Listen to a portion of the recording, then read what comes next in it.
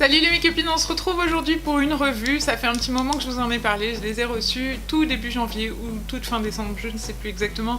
Celles qui me suivent sur Instagram et sur Snapchat, vous les avez forcément vues d'ailleurs. Si vous ne me suivez pas encore, vous pouvez m'y retrouver avec ce Caroline. Donc je vais bien évidemment parler du kit Zoeva Rose Golden qui est un kit de pinceau qui est juste magnifique, qui se présente comme ceci. Donc vous ne m'en tiendrez pas rigueur, ils sont tout sales, évidemment, je m'en sers tous les jours. Je suis dingue de ces pinceaux, donc je vais vous expliquer tout de suite à quoi ça ressemble, comment ça se passe. Ils arrivent dans une petite pochette qui ressemble à ceci, qui est juste magnifique, la couleur est à tomber, j'adore ça. Le détail Zoeva là c'est un métal, c'est pas transféré dessus, c'est vraiment du métal. Je l'ai même pas enlevé, j'ai tellement peur que ça s'abîme. La petite fermeture est tellement jolie, il faut que je l'enlève. Et à l'intérieur, il y a marqué, j'aime beaucoup, le petit détail qui tue, il y a marqué Color Love Makeup. Je sais pas si c'est vraiment du cuir, en tout cas ça donne l'impression, c'est vraiment de très bonne qualité, c'est hyper joli et je la trouve superbe cette pochette. Je pense que je sors pas trop en ce moment avec un sac bien rempli, mais dès que j'en aurai besoin, elle fera partie intégrante de mon sac. Donc c'est une pochette qui se présente avec 12 pinceaux à l'intérieur, qui se présentent comme ceci, et ils sont juste magnifiques, autant les uns que les autres. Donc ils ont un manche en bois très clair, rose très pâle. Il y a marqué Rose Golden juste là. Sur Avirol, il y a le dessin que l'on retrouve sur les pinceaux. Donc il y a marqué le numéro du pinceau et la marque. Tout ça sur le pinceau. Alors au départ je dois vous avouer que c'est pas du tout le kit que j'avais choisi. J'avais choisi les manches noires, le rose golden, donc avec la même virole, mais avec les manches noires parce que ceux-ci, aussi jolis soient-ils, je me suis dit ils vont être pourris en 2-2. Et je m'étais pas trompée. Autant ils sont beaux, autant je regrette pas du tout de les avoir pris, autant c'est vrai que voilà, si on fait des fards noirs, si ça chute un peu, les fards violets que j'ai fait tout à l'heure, ça chute un peu, on en met plein le manche. Il a fallu que je les nettoie pour vous les montrer, ça faisait pas trop sérieux. Mais ils sont vraiment très jolis, c'est vrai que le manche se salit assez vite tout de même. Les détails sur le pinceau, là, le petit truc gravé là, c'est tellement joli, puis c'est tout marqué en rose gold, c'est vraiment super beau. Donc il se trouve qu'il y a 12 pinceaux, je vais vous les montrer un petit peu. Je les utilise depuis donc que je les ai reçus et j'en suis vraiment dingue, ils sont vraiment top. Donc on va commencer par les tout petits. Ici on a le 238, le Luxe Precise Shader. Donc c'est un tout petit pinceau plat, alors je m'en sers pour faire le coin interne, pour faire sous le sourcil par exemple. Il est vraiment tout petit, il est très précis, on peut arriver à faire même pour les queues de crise par exemple. Il est vraiment super bien, minuscule donc au top. Dans les tout petits pinceaux, celui-ci m'a laissé un peu sceptique, c'est le 310 Spot Liner qui se présente comme ceci. Et qui est vraiment minuscule. Et donc c'est pour le liner, mais je vous avouerai que je m'en suis servi en fait pour faire le liner en ras de cils inférieur, mais pour faire un vrai trait de liner, la forme qu'il a me laisse un peu perplexe. Donc je ne l'ai pas encore trop testé comme ça, d'autant que mon liner gel est foutu, donc à voir plus tard, mais on lui trouve toujours une utilité en ras de cils par exemple, ou pour faire le cut crease, un détail de précision, c'est vraiment très pratique. Ensuite, il y a ce pinceau-là, donc c'est le 322 Broline qui se présente comme ceci. Donc c'est un tout petit pinceau plat, il est légèrement biseauté, il est très fin, la tranche est très fine. Et donc c'est un pinceau pour les sourcils. Moi je l'aime pas, je le trouve beaucoup trop large pour les sourcils.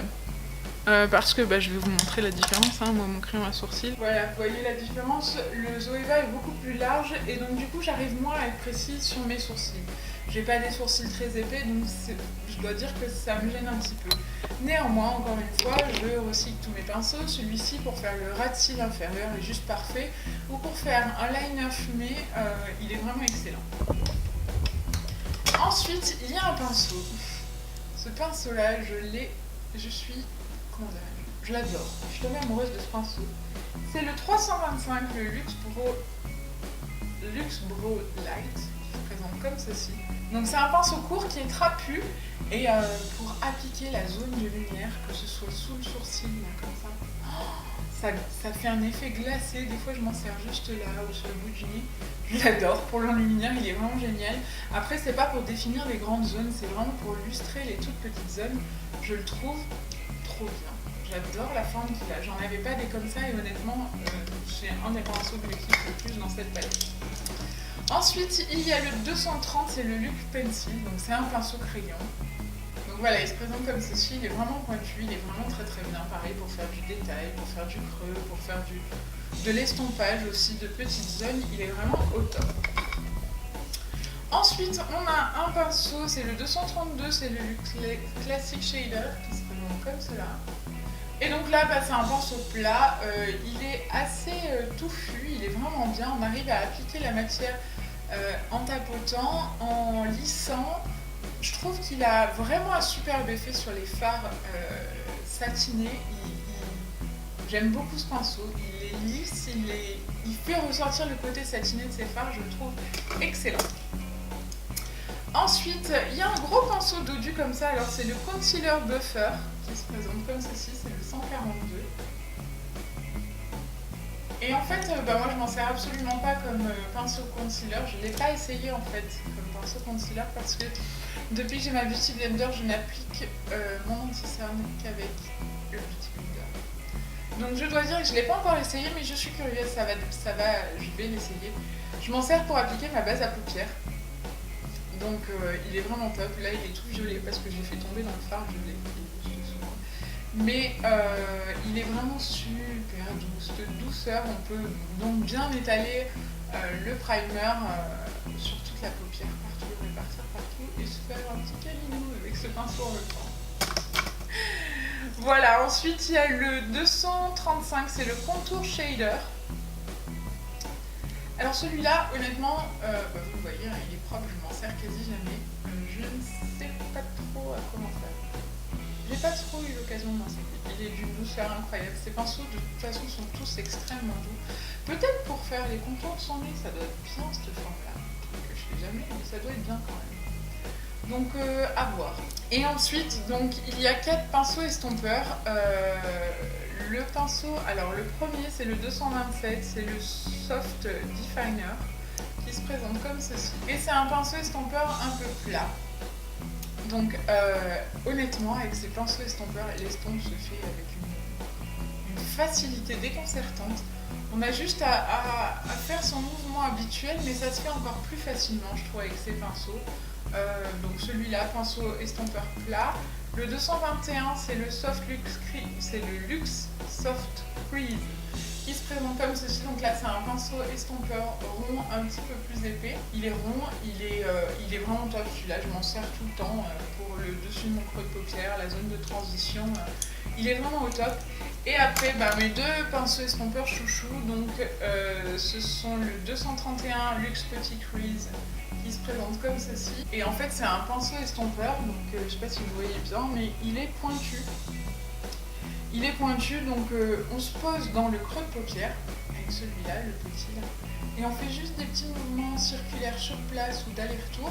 Et en fait, avec la forme qu'il a, il va permettre tout simplement de faire son dégradé. Il va estomper le fard, mais tellement facilement.